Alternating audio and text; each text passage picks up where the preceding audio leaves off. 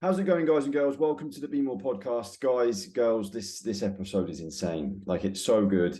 I got my friend Matt Musgrove onto the show. He's actually not my friend. He got referred to me through somebody, but now he is my friend after an amazing chat. And guys, the guy has got so much inspiration to share, gone through some really, really challenging times. But it's made him the man he is today. And some of his coping mechanisms, you guys are going to absolutely love. There's so much value in this. So yeah, I'm excited to re-listen to it as well, because he drops so many useful things in there that anybody can implement. And please do make sure you do take advantage of those things, especially if you're somebody who is maybe struggling with anything right now. Take advantage of some of the lessons that he shares in this podcast. And know that you can talk to people, lean on your friends, lean on your family, or speak to anyone. It's better than no one. And as I've always said, my messages are always open, because if you're struggling with something, you're always best to talk to someone. But I'm going to leave this over to Matt, because he handles this podcast, and his story and inspiration and every part of this podcast is so good, guys. So hopefully you get some value from it. Please do let us know if you do. Share this on your Instagram stories, tag us both in it, and let us know what you think. And if you haven't already, please leave a review on the podcast. It would mean the world to us. Cheers, guys. Enjoy the show. How's it going, guys and girls? Welcome to the Be More podcast. Tonight, you are in for an absolute treat. So I am joined tonight by Matt Musgrove, who's got an insane story that he's going to come on and kindly share with us all. Matt, how you doing, mate? I'm very well, thank you. How are you, Jack? You good? Very good, mate. Very good. I've been excited for this all day, so no pressure, mate. Yeah. Yeah, me too, mate. It's a pleasure to be on here. So yeah, thank you very much. Top man. Tell the listeners who you are, buddy.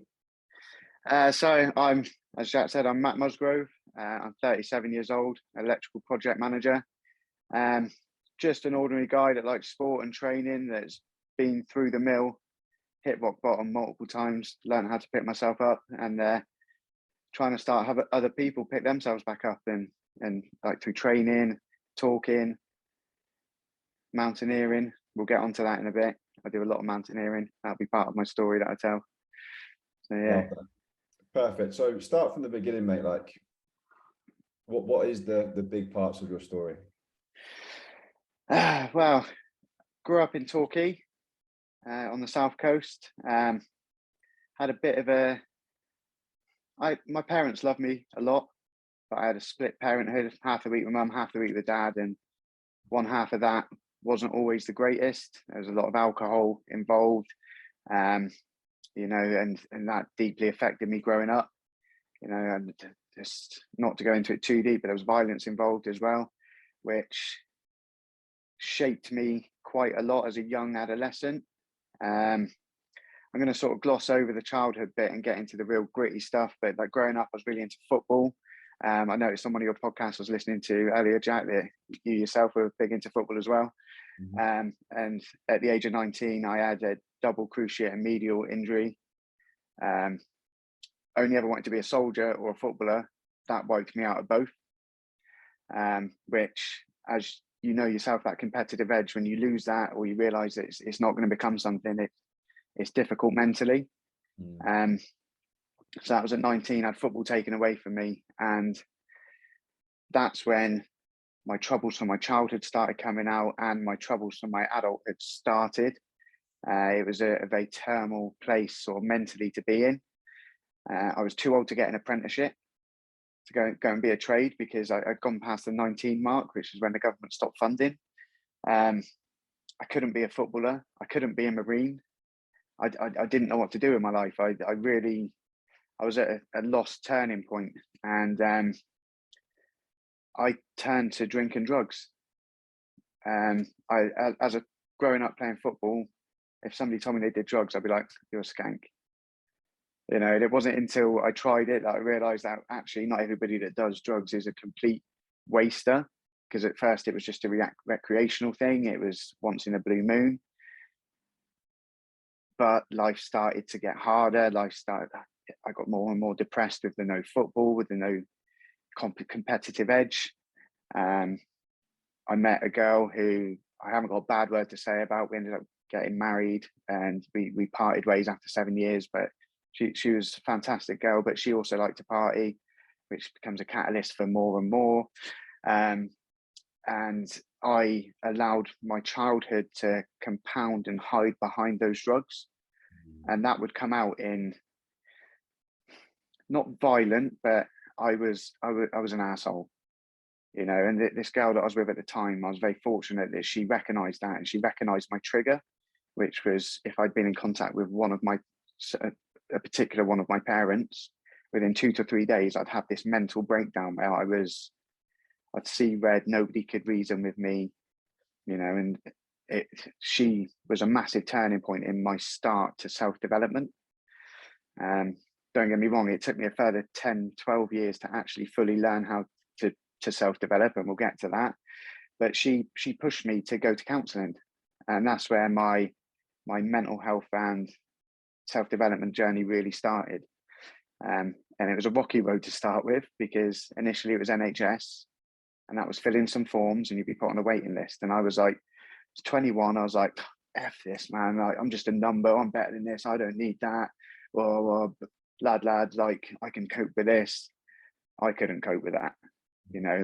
And it took her leaving me and saying, I'm coming back in 1 week, and if you haven't made a change, that's us done.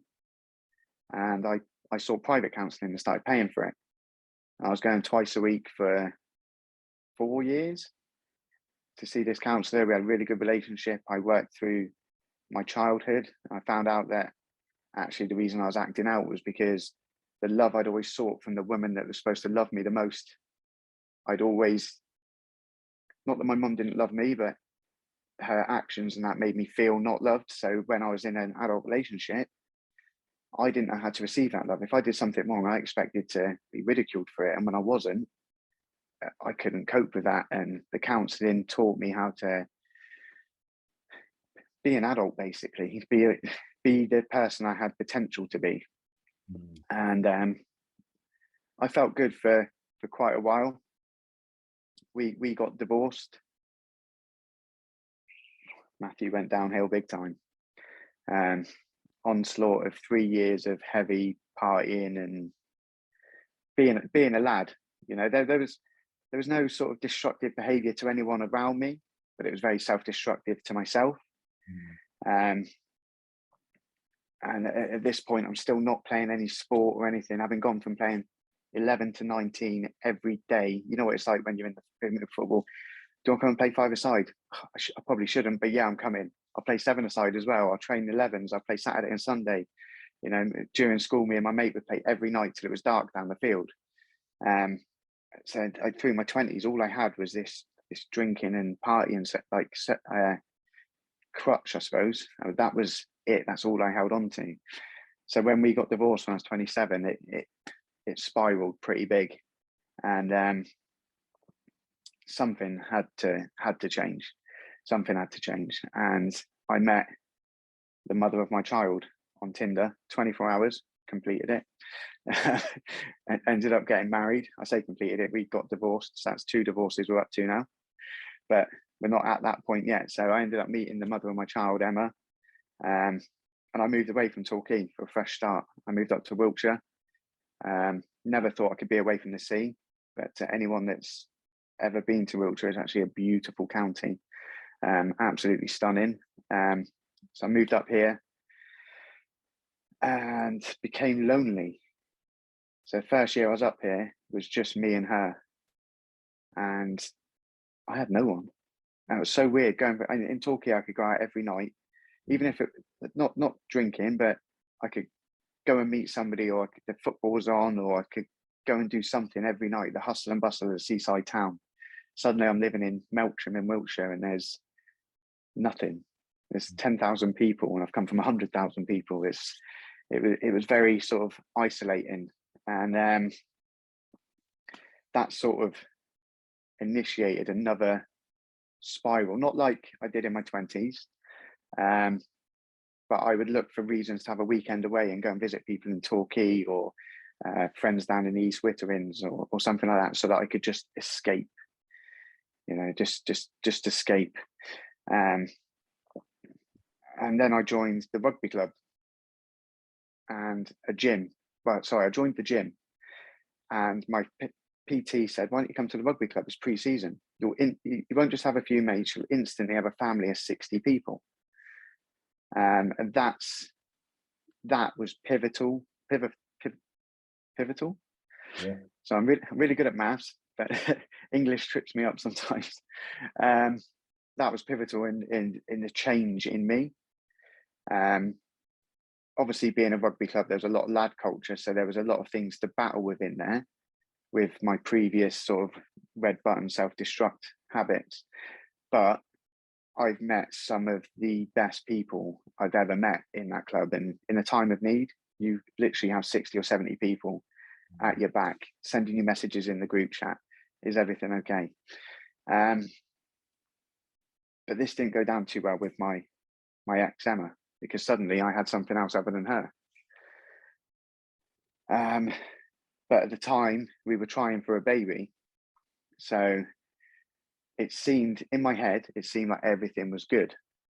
We're just trying for a baby. It's the stress of that. She's type 1 diabetic. Being pregnant with type 1 diabetes is very difficult. So I put a lot of our relationship down to that. So sorry, just to rewind, we'd got married and our relationship felt stale, felt like I was begging for that love from the woman in my life yet again. Not begging for it, but yearning for it. I felt like I'd regressed after all the counselling. Joined the rugby club, started trying for a baby. I've been at the rugby club 8 weeks, and Emma had a miscarriage at 13 weeks.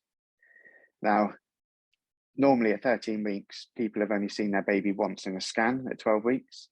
Emma was type 1 diabetic, so we'd seen the baby 12 times. She got a scan every Friday. Wow. And it doesn't make it any, I'm not trying to detract from people that have only seen their baby once, but I don't know, I'd seen my baby's heartbeat 11 times, and on the 12th time, nothing, you know, and that was very, very traumatic for Emma. Had to have an operation, so effectively an involuntary abortion, because there was a dead baby inside her. And that really, really messed us up. You know, like as a married couple, you should then come together and deal with it. And we didn't. We dealt with it as individuals. I tried to not reason, but explain what I could offer. Because I'm a man, I'll never carry a baby. I can't empathize with that. If you and me went down the pub and you stubbed your toe, I could be like, God, Jack, you're right. I know what that feels like, mate. That's terrible. But as a lad, to try and empathize with a woman that's lost a baby would be very wrong to, because we can never know what that feels like. So I said to her that I'm your shoulder, I'm your ears, I'm your cuddles, and whatever you need, but I can't give you the answers to how you feel, because inevitably I'll say the wrong thing and I'll upset you, and I don't want to do that. And she took that as, my husband doesn't want to support me. And yeah, that was tough. But she carried on wanting to try for a baby. So I thought, okay, this is just going to be a phase. This is something that we've got to work through. We ended up losing 2 more babies. At earlier stages in pregnancy doesn't detract from how horrible it was, but you know, they were what was called chemical pregnancies. So it's like the first 2 or 3 weeks where it's still just dividing cells and hasn't become an embryo yet. And then we started having tests. Turns out I had a genetic issue, which means 80% of my pregnancies will end in miscarriage. And of that 20%, 60% of that 20% will be highly disabled, deformed, or something like really wrong with that baby. So you're looking at a total of about 7-8% chance of having a healthy baby with my condition. So we started IVF process. That wasn't going to happen because of my genetic condition. We needed something called ICSI, which is a step above. which was £10,000 for one go, alongside something called pre-implantation genetic diagnosis, to make sure that the embryo they put in didn't have my genetic condition. So it was going to cost us 10 grand for one attempt to have a baby. And we were 2 weeks away from parting with that money. And we found out Emma was pregnant, which should have been a very magical, beautiful time. But we knew the risks. One, she's type 1 diabetic, that's high risk. And two, my genetic disorder, even higher risk. So nothing about that pregnancy was magical. Nothing. It was stressful. It drove us further apart because we both knew it should have been magical, but it wasn't. But it was successful. It was successful, and I've got a beautiful little girl who's 3.5 now. Absolutely, like, my absolute world. So we had our daughter. Then she was 10 months old, and I'm not going to go into it too much detail because I'll break up, because it was the most traumatic night of my life. Basically, she felt really ill. She had a fit, rushed to hospital after like 4 ambulances had turned up and the heli-med team. She's unconscious. 3.5 hours of watching this little lifeless 10-month-old baby be worked on by like 12 people, not knowing what's happening. And then we were told we had to say goodbye to our daughter. I don't talk about this very often. So it's a bit choking up. She had sepsis, and there was nothing they could do. They'd never seen a little girl so ill before. And they pumped her with everything, steroids, antibiotics. They just pumped her with everything. And she had sepsis on the lungs. And basically, her, on a lung, a chest x-ray, you can see your ribs and like a faint outline of the lungs. Her whole chest was just pure white. Everything was just filled. And they said to us, they were like, do you want to go and hold her hand and just be with her? And I was like, I've seen TV, I know what that means. And with that, they just x-rayed her again. This is like 6 hours in now. And one of her lungs had cleared, miraculously just cleared out of nowhere. And they were like, we think we've got a chance. We think we've got a chance. And they moved her to Bristol Children's Hospital, Bristol Royal Infirmary. Long story short, she spent 8 days in intensive care and came out of hospital like nothing had ever happened to her. Out of nowhere. She just, and this was the January before lockdown. So we went into lockdown in the March. This was the January, and they never actually found anything wrong with her other than the sepsis. And they say that it's a strong chance that she was one of the first COVID cases in the country, because they tested her for everything and nothing came back. None of the cultures came back, and they didn't know about testing for COVID then. They knew China had an issue and Italy was getting bad, but in the UK we hadn't had anything like really by then. There was nothing in the news, so there was no testing facilities or anything like that. And they reckon she could have been one of the first cases of COVID. And she made it through 8 days of hell. The only thing that is to show for it is mine and my ex-wife's mental scars from it. My daughter is, she's alive and well and flourishing, shall we say. So that was her at 10 months. Then lockdown came. I got to spend 17 weeks furloughed with my daughter all day, every day. It was incredible. Absolutely incredible. The best. No dad gets that. My ex-wife was still working. I was full-time dad. It was brilliant. But the flip side of that was, it was also evident that my daughter was the only thing keeping us together. Everything that we'd been through, there was no love. There was nothing. She couldn't even smile at me when I walked in the door. It was so hard not to go back to being 20-year-old Matt and tumbling and becoming a complete wreckhead, because I just needed to feel something. I just needed to feel, but my daughter was too important. That was the only thing that stopped me. I can't sit here and say I was complete completely innocent. I did go out with the lads. I did get wrecked. I did hit the red button, but I didn't hit self-destruct on a permanent basis. So we ended up getting divorced. That was horrendous.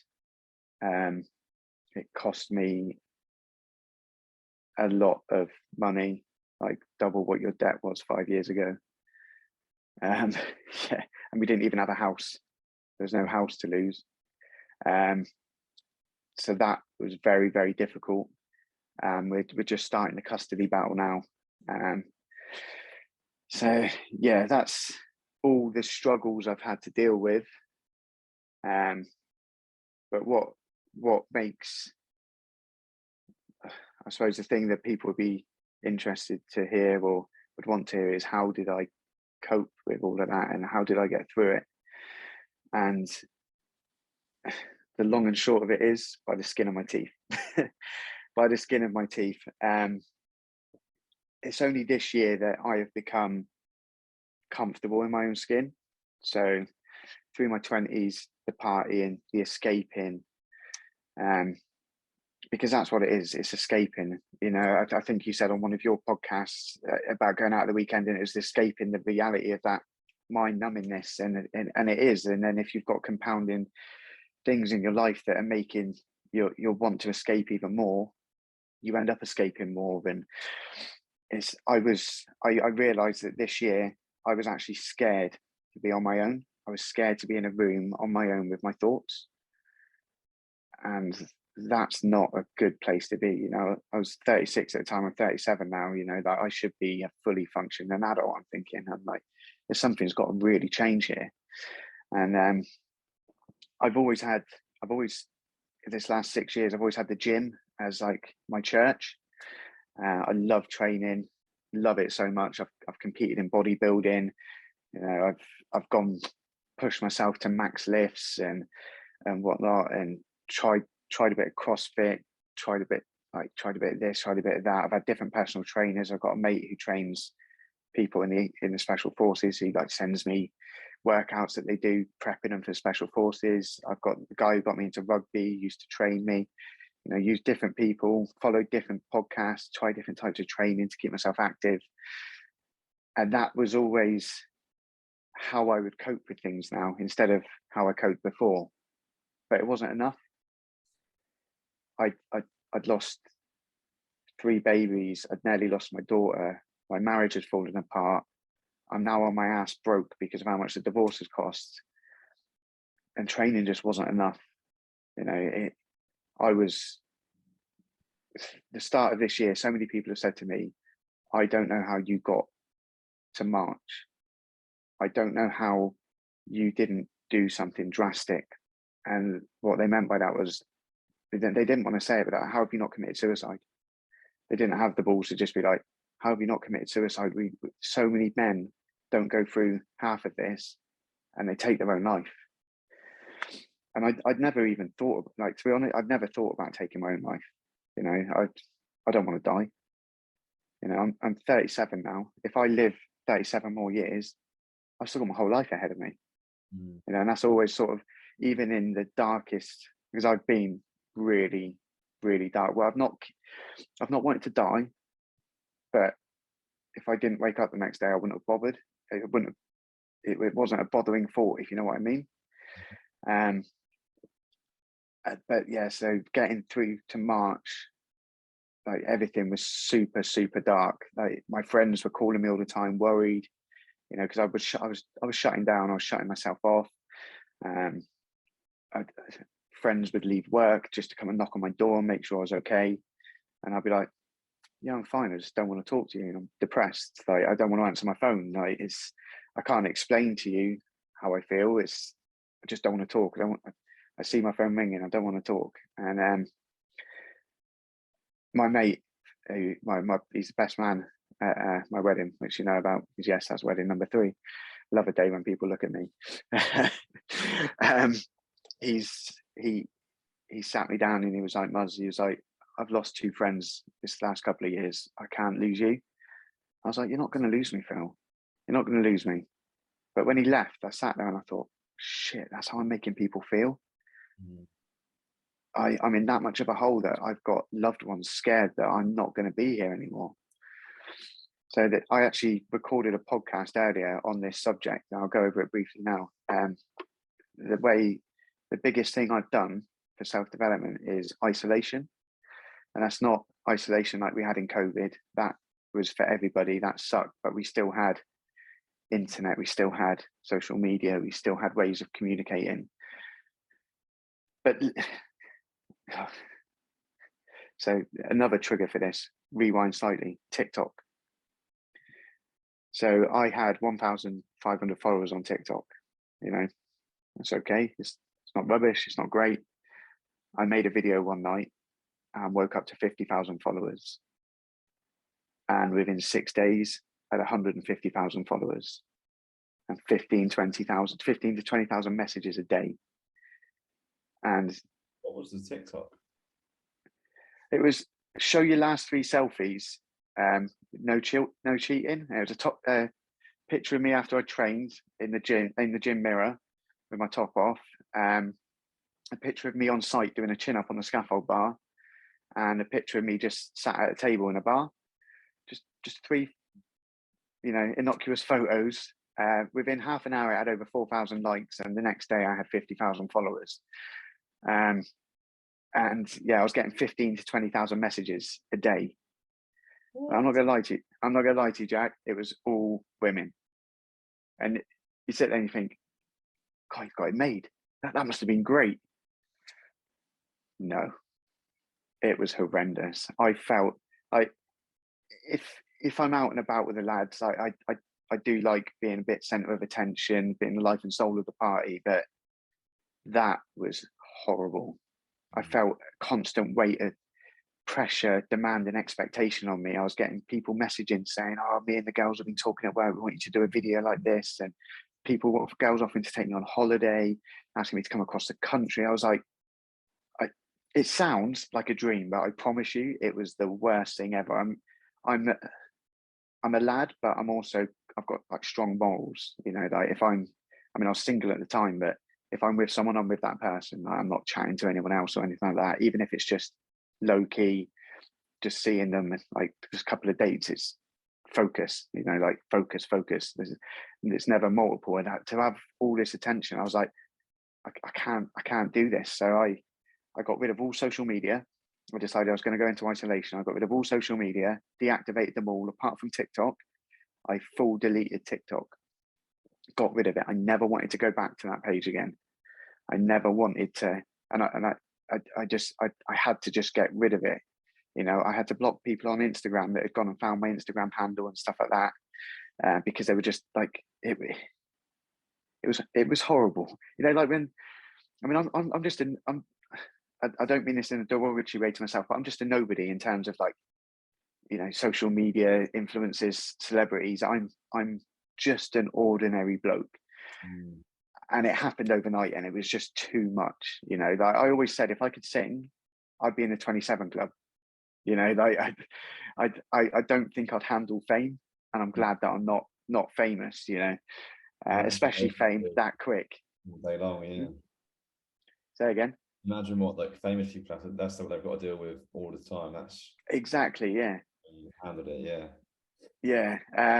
So yeah, I decided that I needed to go into isolation. I needed to stop using other methods to escape. I needed to learn how to not be scared of myself. So I deactivated Facebook, Insta, Twitter, got rid of TikTok completely, had no social media. I even deleted WhatsApp. I know it's only a messaging service, but I got rid of it. Was this a good idea, or did you hear it somewhere and think that's a good idea, I'm going to do that?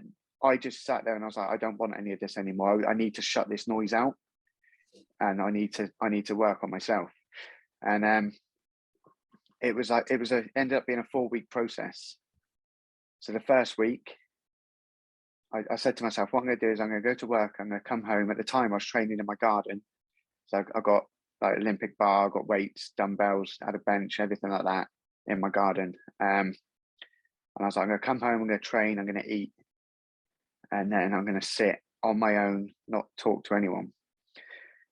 And the first week, I was training sometimes 3 times a night because I needed to escape, but escape positively.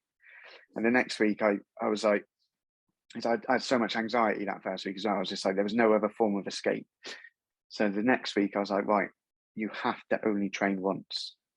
You have to only train once. And I had to go and sit in my room on my own with my own thoughts, nothing to escape. You know, I wasn't drinking at the time anyway, you know, so it was like no alcohol. You know, I was like, if I want something to eat or if I want something to drink, it's going to be a smoothie in the NutriBullet. You know, try and keep healthy and clean. And that second week, it was a bit like watching Paranormal Activity. I didn't know what was going to happen. I was on edge all the time. I was like, just on edge, just like, yeah, it was strange. But then by the third week, I was coming home and I was sitting down. I was like, you know what, I like this. So what about at weekends? You didn't have work? Were you just sat at home the whole time? I was working weekends as well. The site was open on a weekend, so I was just going to site, Right. just doing half days. And this was sort of April time, and we had quite a good sunny spell. So I spent quite a lot of time sat in the garden. This year, right? Yeah. Wow. Okay. And yeah, so by week 3, I was actually looking forward to coming home and sitting in my own space and being on my own. And it wasn't a case of I wanted to be on my own. It was a case of, it was almost like shock therapy. Those 2 weeks had enabled me to actually be happy in my own skin and not frightful or scared or worried or the feeling to need to escape. And then week 4, I was like, right, something's got to change. I'm enjoying this too much. I might not get back into the real world. So I persevered for the 4th week, and you know, I went down to Torquay on the last weekend of the 4th week because that's where my parents live.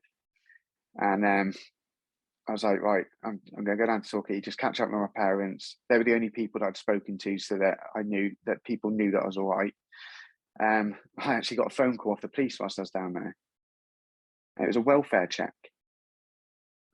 So one of my friends had been that worried that he hadn't heard of me, or I hadn't replied, or anything like that. No one else had heard of me. He actually rang the police to do a welfare check. Wow. And I was like, do you know what? That is massive. That shows how far lads have come in terms of like looking out for each other and whatnot. You know, and that was really touching. You know, but I didn't find out for 3 months who it was. I just knew somebody done a welfare check on me. And it was actually 3 months later that my mate was like, he goes, yeah, mate, I was so worried about you because I rang the police to get a welfare check. And I was like, oh my God, it was you. And me and this lad worked together. We got on well on site, but we're not sort of day-to-day interacting buddies, you know? And I was like, it just shows that you can have a connection with somebody without sort of like being there every day.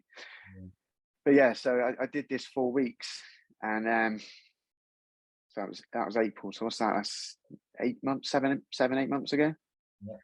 I've now been totally clean for that entire time. There hasn't been one day where I've escaped, one day where I've wanted to, not like even the thought of doing any sort of drug. It repulses me. Don't get me wrong, I'm not going to judge my mates that still do it. I've been there, I've done that. I can't judge, you know. But that 4 weeks, I don't. Have you heard of ayahuasca? Yeah. So listening to Joe Rogan and him describe ayahuasca, that 6 or 7 hour enlightenment trip into another realm, I felt like I got the same sort of awakening from that 4 week isolation. Wow. That's the only way I can explain it. It was life changing, absolutely life changing. Yeah, and it. In those days, I want to understand more. And I think people listening will want to know, what were you actually doing? Were you meditating? Were you reading books? Or were you just quiet? A lot of the time, just quiet with my own thoughts. But yeah, so actually, like week 3, I actually started writing a book. Let's say, and this is where my idea for the book and podcast came from, was in these 4 weeks, because I did start getting bored, because I felt like I'd processed a lot of thoughts, and I was like, you know what, I need to get some of this down. So I started writing a book. And for anybody that's ever written a book, it's not easy. I'm about 8 chapters in. I think it's about 7,500 words. And it's a book from in depth from my childhood right the way up. And I've got up to about 17 or 18, just before I had my knee injury. I found it really therapeutic doing that. And off the back of starting the book, I was like, how's anyone going to know about my book? And I'd recently, well, not finished because he's released more now, but the first ever podcast I ever listened to was James Smith. My brother had been listening to podcasts for years. And I was like, no. I was already into Audible and listening to books, so whilst I didn't read during that time, I had a lot of knowledge from books to draw from, because the sort of books that I'd listen to or read, like Mark Manson, The Subtle Art of Not Giving a Fuck and Everything is Fucked. The Subtle Art of Not Giving a Fuck, I think the only reason I never got as dark as people thought I was going to get dark was because of that book. We do only have. When did you start the audiobooks? Started the audiobooks about 2 years ago. So that was just what, in the car? No. It was maybe 3 or 4 years ago, actually. I couldn't stand listening. As soon as I turned 30, I couldn't stand listening to Radio 1 or Kiss or Capital. I felt like they were patronising me when they were talking to me. It just felt like they were talking to children. And I was like, what's going on? I used to love this stuff. So I started listening to Talk Sport because I wanted to listen to real conversations. And then actually, like the Ant Middleton, First Man In, right? My mate, this is how I got into Audible. He rang me up and he was like, mate, you're Ant Middleton. I was like, what are you on about? He was like, well, one, you look like him. He said, but you're the same guy. And he was like, you're the same person. He goes, just listen to his book, First Man In. He said, have you ever read it or listened to it? The books, yeah. Yeah, so the first book when he's talking about his first kill and his first time going through a door, and he's like, what? They're all going to have guns, but they're not as well trained as me. I might take one to the leg, but fuck it, it'll only hurt a little bit. Fuck it, I'm going in, kick the door down. He was like, mate, that's you, that's your attitude. He was like, this guy is you. He goes, you've got to listen to his book. I'd never watched SAS Who Dares Wins or anything like that. Didn't even know who Ant Middleton was. And so my first Audible was Ant Middleton, First Man In. And from that point, I was just like, I need to start listening to more books like this. Like this is really going to help me like sort of develop. And I decided that I'd never work within an hour of home. So that's 2 hours a day in the car minimum. I was like, that's 2 hours a day that I can put to good use. I can listen to people waffling on about Saturday's football, or I can listen to music and not really progress myself.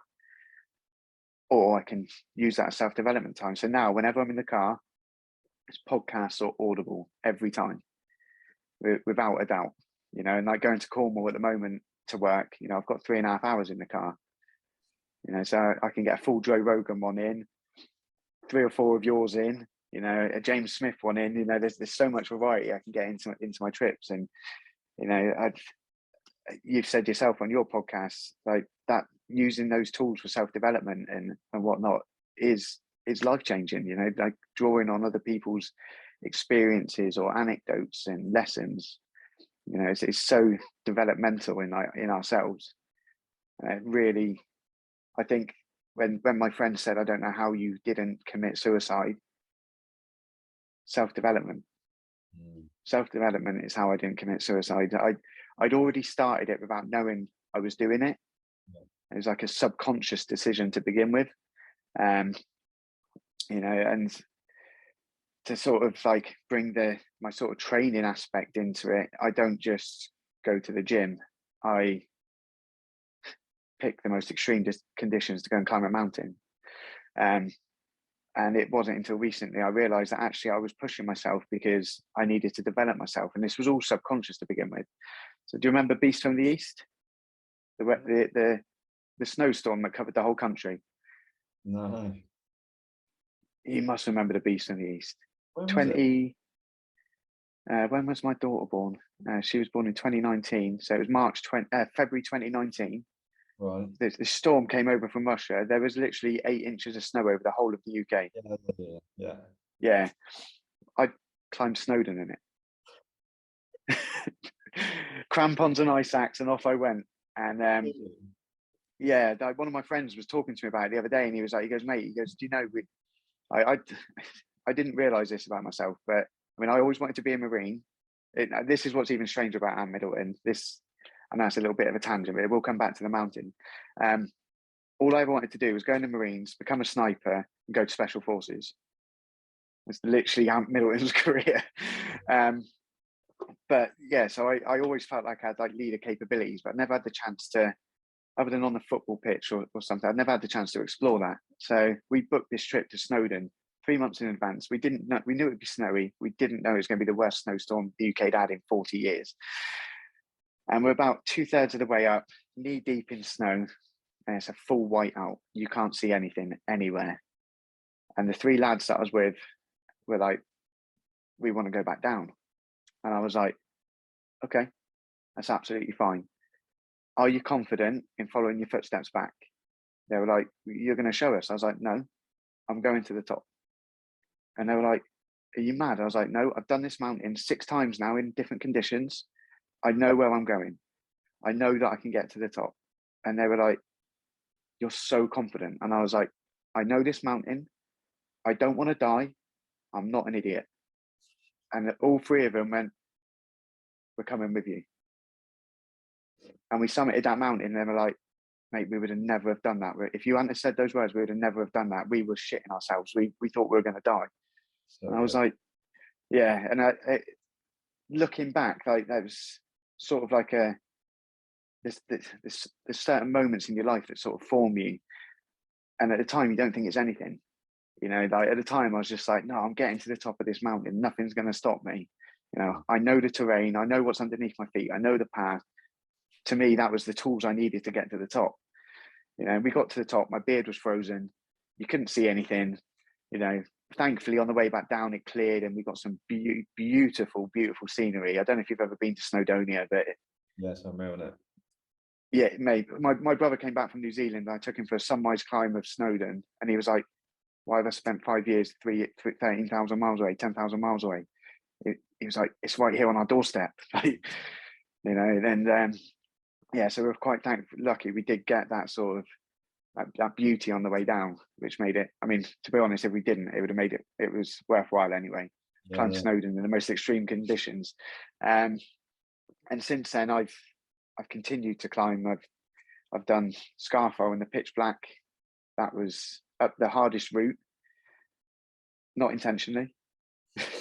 Me and my mate did the 3 peaks on our own. No drivers, no people making us food, just me and him in my car. Drove to Scotland, started straight away with no sleep. So, you know, we'd already had a 6-hour drive. Yeah. Did Ben Nevis for the first time. It's the first time I'd ever done Nevis. Beautiful place. Drove to Scarfell, and we're like, right, we need to make up some time here. So I've looked at my GPS app, and I'm like, this is a quick route. We've done it. And we got about 2/3 of the way up this route, and I was like, Ben, I don't want to die. I've got a daughter at home, mate. Like, it's pitch black. We can't see 6 foot in front of us. We've never done this mountain before. And he turned around to me and he went, "Ant, fear bubble." And I just stood there for 30 seconds, and I went, let's fucking go. Let's do this. You recommended that. This is the guy that actually recommended it to me. Yeah, and we both listened to Fear Bubble about a month before about him doing Everest. Yeah, and he just looked at me and he was like, he called me Ant. He went, "Ant, Fear Bubble." And I was like, yeah, we're doing it. And we got to the top of Scarfo, and we met this 3 peaks group up there that we'd met on Ben Nevis. And the guide said to me, she goes, "Oh, what route did you take?" I was like, "Oh, we took Mickledore." She was like, you took Mickledore. And I was like, yeah, why? And she went, people die in the summer in the daytime on that route. And it's like a sheer shingle face. But we could only see 6 foot in front of us. So we had we didn't see the danger above. We didn't see the danger below. And I've looked at it since, and I don't think I'd do it in the daytime. But yeah, she was beside herself. She was like, I can't believe you've done Mickledore. She was like, you're crazy, absolutely crazy. She's like, you've done it before? I was like, we've never been to the Lake District before.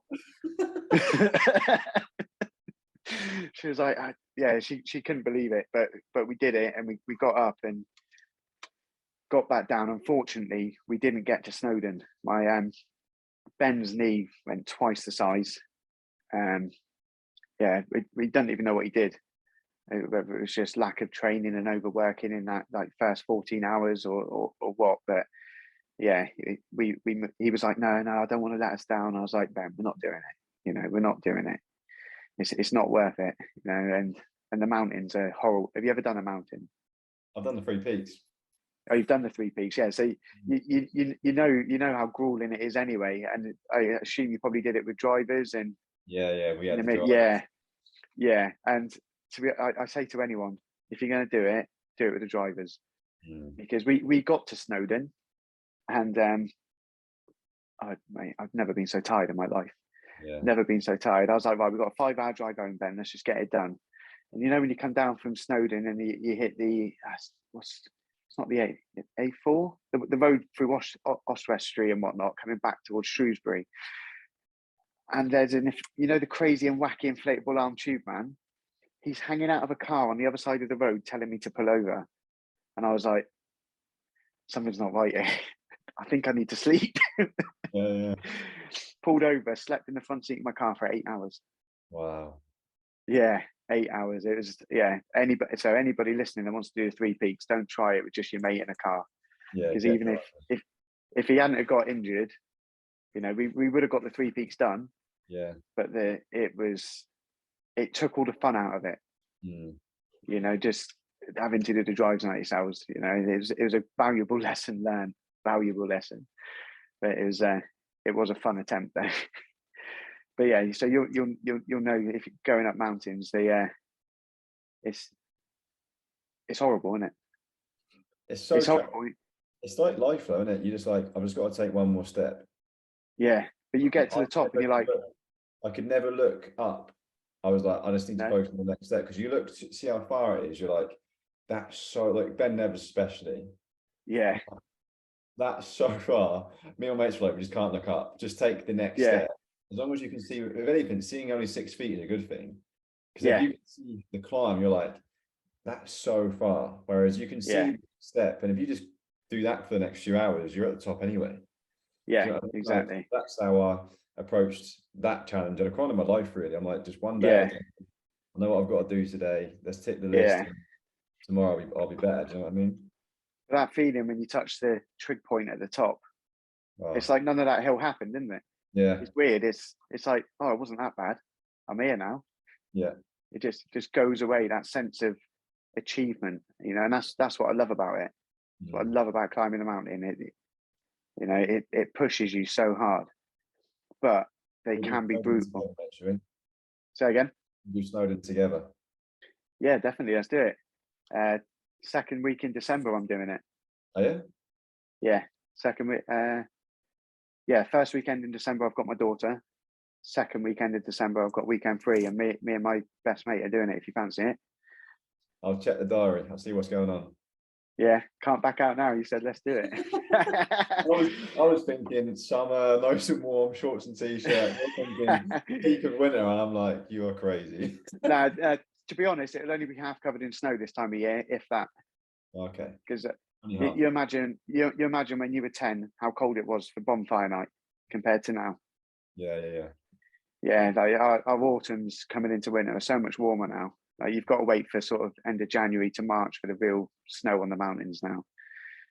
But they're grueling places, and I love them because they really test who you are. Yeah. The first time I went to climb Ben Nevis, I was at the bottom with my brother, who's 5 years younger than me. He'd done Snowdon with me, and he'd done a few mountains in New Zealand, but that was purely just a snowboard down. It wasn't so he could like mountaineer. So he was fairly inexperienced compared to me. And I've looked at him, I've looked at the mountain, and I've gone, mate, it's the second time I've done this on the mountain. I don't want to die today. I said, we're getting in the car, we're going home. 3 hours later on the radio, avalanche, 3 people dead, Ben Nevis. Yeah. Yeah. Yeah, you know, and I love the mountains so much, but they're so deadly. Big time. So yeah. Seen the Netflix documentary of that guy who's done like all of the mountains. Nim's Day. What a guy. Mate, he was actually in the SF with Middleton. Yeah, so that's how I first got into him. So I've been following him for about 6 years now on Instagram, like watching all the stuff that he does. And yeah, he was the first Gurkha Special Forces. Have you read his book? I haven't, no. That could be a good one to audio on your. I've not done it yet, but I bet it's good. If anyone's looking for something positive or inspirational on Netflix, that's definitely worth watching. Yeah. 14 Peaks for anybody that wants to know. It's called, isn't it? So good. And do you know what got me about it? You know, like the 8,000ers, like Everest, people say if you're weak, if you're failing, you get left behind because it's not worth your life to be saved. He trekked back up like 400 meters to save someone's life on his own with no oxygen to get it because of his special forces training. It's just what a bloke. Yeah. You know, what an absolute bloke. No one gets left. He's behind. incredible. Yeah, it's very strong. No man behind mentality. That, you know, he's. I've loved this. I've loved hearing your story. You've added so much value to whoever's been listening. You need to launch your podcast ASAP because so with your content for sure. I do want to ask a couple more questions just to try and get go for it. I've got loads of notes here. If you wonder what I was writing, I'm writing notes right, because you've mentioned so many good things. But I think just to wrap up, really, I know there's so many guys out there right now that are going through challenges, not just guys and girls, right? But just for guys at the moment, what would be your advice? Like, because obviously you've been through so much, right? And now you're on the podcast, you've got such an inspirational story, an unbelievable attitude. You seem you're so motivational. Like you've gone complete full circle now, where you're someone leading by example. Do you know what I mean? And you've always had that in you as well, which is so good that you're now fulfilling that potential. Do you know what I mean? Yeah. So thank you, mate. I appreciate that. What's unlocked you almost?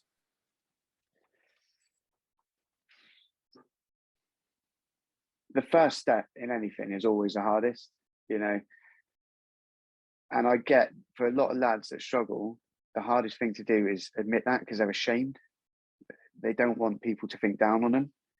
And in one of my podcasts that I've got pre-recorded, one of the things I say is you need people around you that you know you can trust. The guy that's offering you a line on a Friday night in the pub, you don't want that dickhead. He needs help too. But the guy that texts you on a Wednesday and says, "You all right, mate? How are you?" That's the people you need to keep close. And if somebody does that, take it. Just take it. Or take that first step. Text 4 of your mates that you think would be able to help you. You only need one of them to text back. You know, I don't know what it is about 2022, but I've got a lot of close personal friends going through really bad relationship at the minute. Some that have been for years and years of marriage, some that, you know, haven't been that long, but there just seems to be something about it. And they've watched what I've gone through, you know, they've watched it. And they now know, because I lent on them, that they can lean on me and each other, you know. And it's that first step. Everybody has someone that they can text and just say, "Mate, I need a chat. Can I come round?" There's no shame in crying. There's no shame in breaking down. If you feel like you're about to hit rock bottom, I promise you, you're bouncy. You will bounce back and you will come back stronger. Lean on your friends. I love that. Just talking, right, makes such a big difference. I've noted that from you. You said that you started to write like your book, but it's just journaling, really, isn't it? People, they haven't got to write a book. They can literally just journal their thoughts. Yeah, that's it. For a long time, and I've realised that there's so much power in a pen. Yeah, there really is. Down, becoming a bit more aware. Like listening to you, mate, you sound one of the most self-aware people I've ever probably spoken to. And I've spoken to lots of people, do you know what I mean? So like, Yeah. you can tell you're someone who's really spent time and in thinking, which Yeah. most people are afraid to think nowadays. Do you know what I mean? So I applaud Oh, you for that. So you spent time thank you, thinking, mate. and then obviously you've spoken to people. I love that you said you went to counselling when you was younger. Like I think a Yeah. lot of people see that almost as, I don't know, like, oh, I don't want to do that because I'd feel like you said before, feel Yeah. like I'm strong. Whereas I think that's the best thing you can do. And if you actually look at anybody who's successful or anybody who's at a high level in sport, Yeah. working with counselors, they're working with mindset coaches, they're working with coaches Yeah. to achieve their goals. So it makes sense just to go and speak to somebody who's a professional. Do you Yeah. know what? Well, I mean, look at America. That's one thing they've got right. They see shrinks on a regular. Yeah. You know, it's talking to people. Like, I mean, I will check in with my counsellor. Like now, I used to do it once every couple of months, but now it might be once a year, and it's almost like going to the doctors for a checkup. Yeah. You know, but that, I'll just check in. She'll look at my notes. She'll bring up things from last year, and I'll be like, oh, actually, yeah, I've moved past that. You know, and it's such a good way to evaluate yourself. It's weird because once somebody gets you talking, it's sort of like turning on a tap that's been blocked for a long time. It suddenly all just comes out, and it's yeah, you know, like my wife, she does it with journaling. She likes to write. She doesn't like to talk. She likes to write. But it's just use a form to get it out, Yeah. bottling things up. People say that, oh, like you said there, you said people are scared of feeling weak or something like that. And weakness is bottling it up. Weakness is hiding from it. Weakness is escaping from it, you know, and it takes real strength to face something head on and battle it. You know, and you said about sports stars and stuff like that using shrinks and successful people. You look at somebody like Richard Branson or Elon Musk or someone like that. How many times have they failed to get to where they are? You know, weak, like strong people accept failure, they accept hard times, they accept negativity, and they learn from it. You know, and it's not easy. Damn, it's not easy. If it was, everybody would be Elon Musk, and money would be pointless because we'd all be billionaires. You know, but it's it's very hard to be as successful as that, but it's very easy to implement some of those lessons into your life and understand that negativity is actually a chance to grow. It's a chance to be better. You know, is one of the podcasts I actually want to do is about like the victim mentality. You know, and how you know, like it's a growing culture at the minute, the victim mentality, you know, entitlement. You know, it's people want something for nothing these days, and nothing comes for free. 100%. Nothing does. You know, you're one of you people listening. Go and have a look at Jack's podcast about your 6 top books, and you're talking about consistency, and the compounding effects of consistency.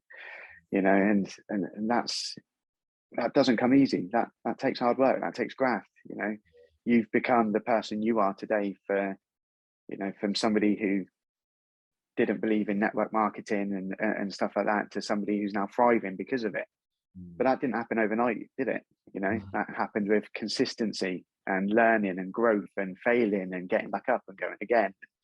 Keep going, keep going. And some marketing events might be pivotal. Some other marketing events you might come away flat going, oh, it didn't really help. You've got to do all of them to get better. And, you know. And looking back, by the way, they're the best times. Like the journey is way better than the Yeah. destination. So Yeah, massively. So good. Yeah. Do you know, it's weird you say that. I was listening to James Smith's, one of his latest podcasts with Dizzy Rascal. And he was asking Dizzy about like what his favorite times were. And he was like, do you know what, some of my favorite times were making beats in my bedroom when I had nothing, you know, and like I didn't have a job and I had nothing, you know. He said, but I look back on them times of grafting and like putting the work in, they were the fun times. Yeah. That was the fun time, you know. And it's true. They're like people say the destination, like they're looking for a destination for happiness. The journey is like where it's all at. Yeah. You know. And I like massively. that you mentioned that, because if like you listen to a lot of podcasts, people being interviewed, successful people, Yeah, they all say this, because a lot of us have this idea yeah, when we're done whatever, we're like, oh, when I get to that level, I'll be happy.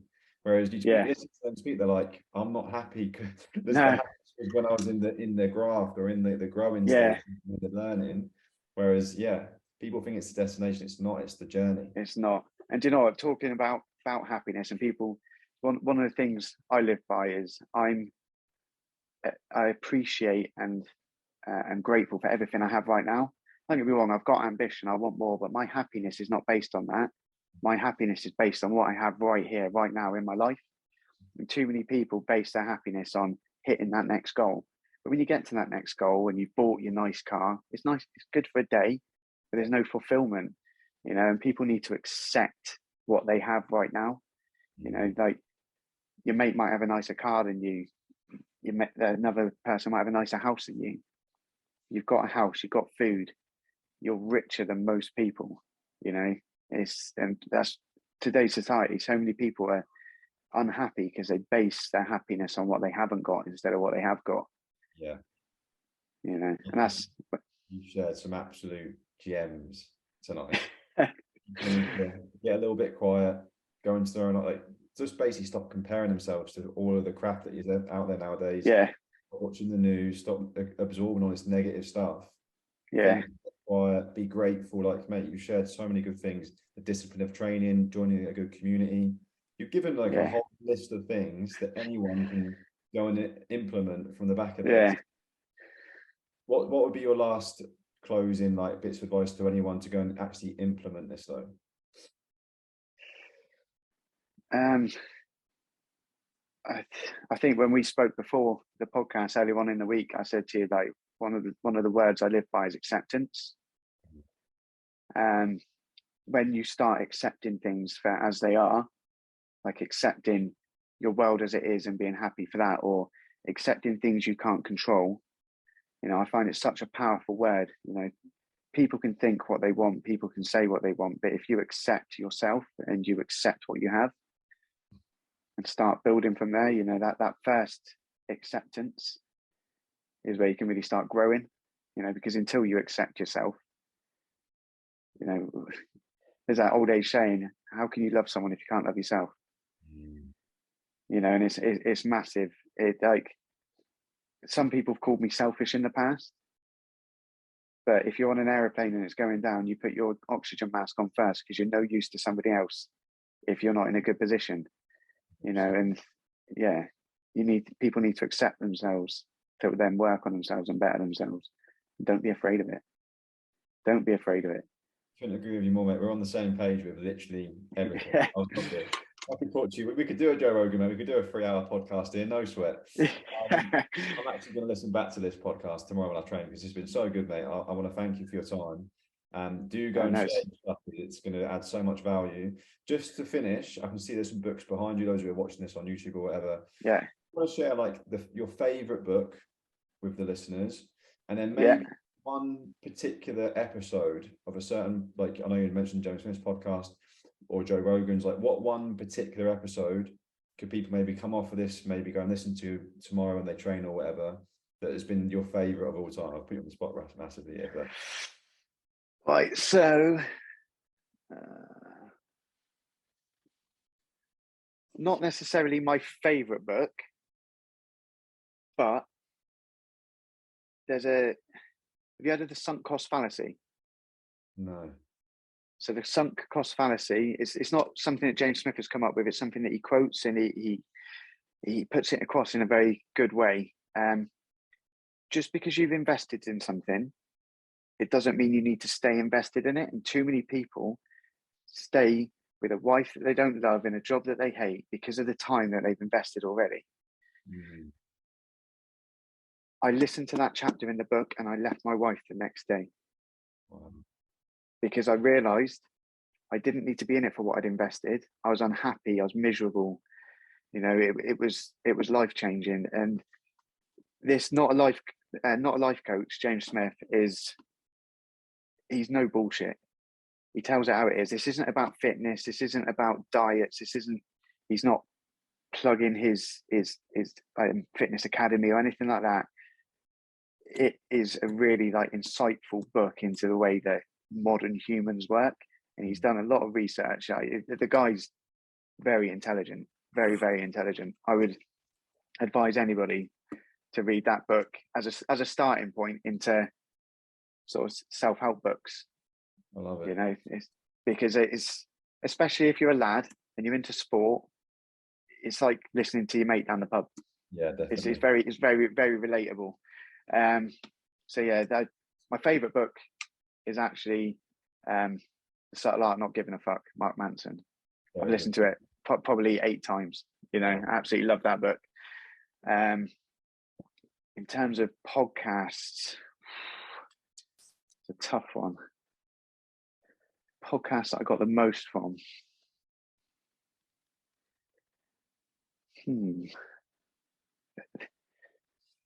That's tough. That's tough. I would say definitely anybody that's interested in like the societal effects on people and stuff like that. Any of Joe Rogan's with Jordan Peterson, you know, they're brilliant. The guy's super intelligent, very outspoken, but factual with it, and will hold his hands up if he is wrong.